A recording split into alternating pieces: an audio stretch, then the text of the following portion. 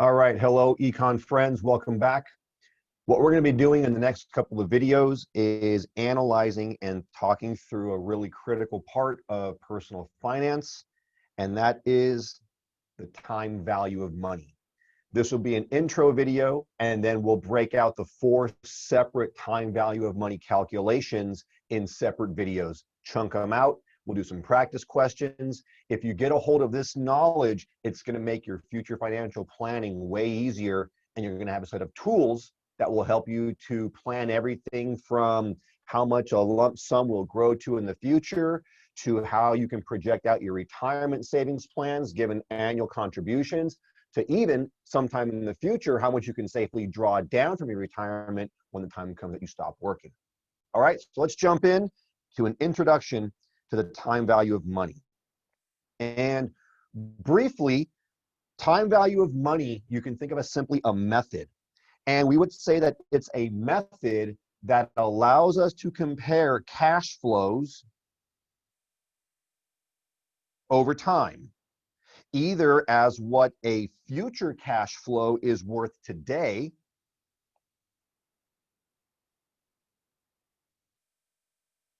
which is what we call present value, or what an investment made today will be worth in the future. So what an investment made today will be worth in the future.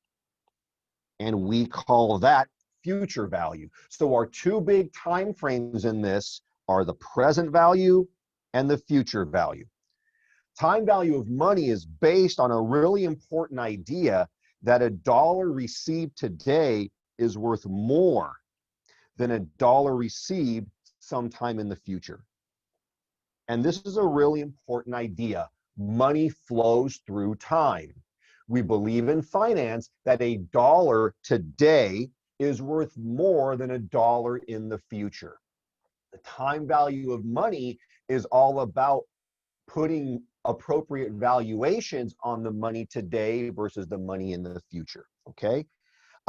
The time value of money concepts that we're going to learn, they're going to reinforce what I've been preaching at you for a few weeks, and that is the need to generate positive net cash flow, to begin saving for your retirement now, and critically to avoid debt. Because once you understand the power of time value of money, the implications are really critical. Implication number 1, since money grows over time at a compounded rate, the earlier that you start saving, the wealthier you will become, okay? Another implication is that time, this critical factor, time is your best friend in personal finance, provided that you generate net cash flow positive every month and that you have some cash available to grow. If you're net cash positive, that extra money, that cash surplus, can be used, as you know, for your tools, for your goals, including the goal of accumulating and building wealth. Time can take those cash surpluses and grow them bigger and bigger and bigger. At the same time, however, my friends, the same forces that would grow the money that you save, those same forces that grow net cash surpluses, will also apply to money that you borrow and have to pay back. So whereas time value of money is your best friend when you're saving money, time value of money is your worst enemy if you live in debt, because the very same forces that will grow the money that you own will also add to the debt that you owe, okay? With that said, the time value of money concepts, they're going to inform a handful of critical decisions that you have to make. And as you know, with decisions come trade-offs and opportunity costs. Decision number 1, how much should you save every month or every year? Decision number 2, how much will you accumulate in savings at some future point in time? If you start setting aside money, what's it going to be worth at some future point in time? This is critical to reaching your goals, because whether your goal is retiring one day, either earlier or later, having money for a down payment for a house, or having enough money saved to send your ugly kids to college one day. You're going to need to have money in the future. TVM concepts will give you a sense of how much you can accumulate. And critically, if the time comes that you want to stop working and retire, you'll be able to answer this. A critical question: how much will you be able to pull out or access when you retire? And that's an important decision, because obviously you want to have a comfortable retirement. You want to live well. You want to thrive and flourish and take care of those who you love, but you don't want to outlive your money. Because if you outlive your money, then the final years of your life can be really, really painful, okay? When we talk about time value of money, or TVM, all the calculations that we're going to be talking about will involve the same basic components: the present value and the future value, which we've kind of talked about already. In addition, the interest rate that you're going to earn on money, as well as the number of periods, either months or years, in which the money is in play. Remember, money flows through time. Money flows through time, and interest is basically the cost of that money through time, okay? So the key calculations: what's it worth today? What's it worth in the future? What interest are you going to earn on it?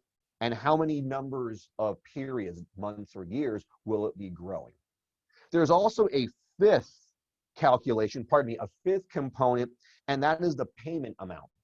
And that is a unique factor tied to a specific set of calculations revolving around what we call annuities, which we'll explain in a later video, okay? The cash flows that you analyze in time value of money can be single amounts, in other words, lump sums, or they can be a series of amounts. And that's what an annuity is. An annuity is a periodic series of cash flows, either paid out or invested, or drawn out and received. When we're doing time value of money, therefore, our big kind of grid is going to be present value calculations and future value calculations, and calculations tied to a lump sum, and calculations tied to a series or annuity. And that's what's going to give us the 4 types of calculations that we're going to do. A little bit of jargon: the process of moving from present values to future values is called compounding. So when you hear compounding, we're going from present to future. And you may already know the term compound interest, for example. Compounding allows you to answer questions such as: what will a dollar that I hold on to be worth after a period of time? Okay. Compounding allows you to determine how much an amount held today, present value, will be worth at some later date, future value, given a particular interest rate and time period. Okay. When we talk about interest, we can think about interest in terms of simple interest or compound interest. Simple interest calculations are just that. They're pretty easy and they're pretty simple. They're simply based on the dollar amount, which we call the principal, the rate of return on the principal, which is the interest rate, and again, the number of time periods that we're investing. So simple interest is really, it's just that. It's simple. And you got a simple formula. The interest that you pay is equal to P times R times T. The principal amount involved, the rate or interest rate that you're getting, and the number of time periods that we're talking about. So simple interest is just that, and there's a clean formula. You can also derive from that what we call the rule of 72. The rule of 72, if you're not familiar with it, it's a very simple formula that allows you to estimate how long it will take to double a given sum given a particular interest rate. And the general idea is, if you divide 72 by the interest rate, that will tell you the number of years that it will take you to double whatever amount you're talking. So if hypothetically you invest in the stock market, let's just say, were to give you an average return of, 9%, 72 divided by 9 is going to be 8. It would take you 8 years to double your money given 9%. So it's a real simple shorthand rule. It's effective, it's kind of crude, but it'll give you some quick, easy answers, okay? Compound interest is an extension of our ideas of interest. And compound interest, ready for this one, is the earning of interest on interest. With simple interest, which we just discussed, you're earning interest on the principal amount that you've saved or invested. Compound interest is the earning of interest on your interest. It basically occurs whenever the interest that you earn is reinvested. So if you reinvest the interest that you earn and it gets added to the original principal, from that moment on, you're going to earn interest on both the original principal that you had and the reinvested interest. Compounding is a really important force. It's really what the accumulation of wealth is based on, okay? A final couple other key points. We talked about compounding, which was moving from present to future. The process of pulling future values back to present values is known as discounting. So discounting is the term that we use for taking future amounts and pulling them back to today. Discounting allows you to ask, for example, given a certain interest rate, what amount do I have to set aside today to generate a particular dollar value in the future? You can also see it differently. What is the value today of a dollar that I expect to get at some point in the future? Again, given a particular interest rate and a particular number of time periods. Okay, there's a lot of jargon in here, but the more we play through it and do some practice questions and just think about it, it'll get really easy and second nature to you. You'll be able to use the numbers and also be able to think really fluidly about ways to take these simple concepts, but to really use them in different ways as part of your broader financial thinking, okay? As we mentioned before, we're talking about future and present and lump sum and annuity or series. So we're going to be dealing with 4 key calculations: the future value of a lump sum, the present value of a lump sum, the future value of an annuity, aka the future value of a series, and the present value of an annuity, also known as the present value of a series. When you are going to be solving these, there's a handful of different approaches that you can take. You can solve TVM problems with straightforward formulas, which I'll teach you, by using financial tables, which offer nice, quick shortcuts. You can also, if you're so inclined, acquire and use a financial calculator. There's some simple steps, and you can do really complex work on a financial calculator. You can also use Excel. Excel has built-in functions with their built-in kind of codes where if you input the parameters, for example, your interest rate and your time period and other data, Excel will automatically calculate for you the variable that you're looking for.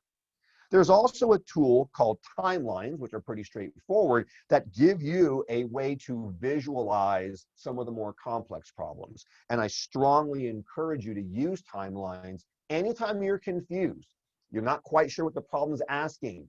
Get out of the abstract, get out of the words, get out of your head, and actually map out a timeline.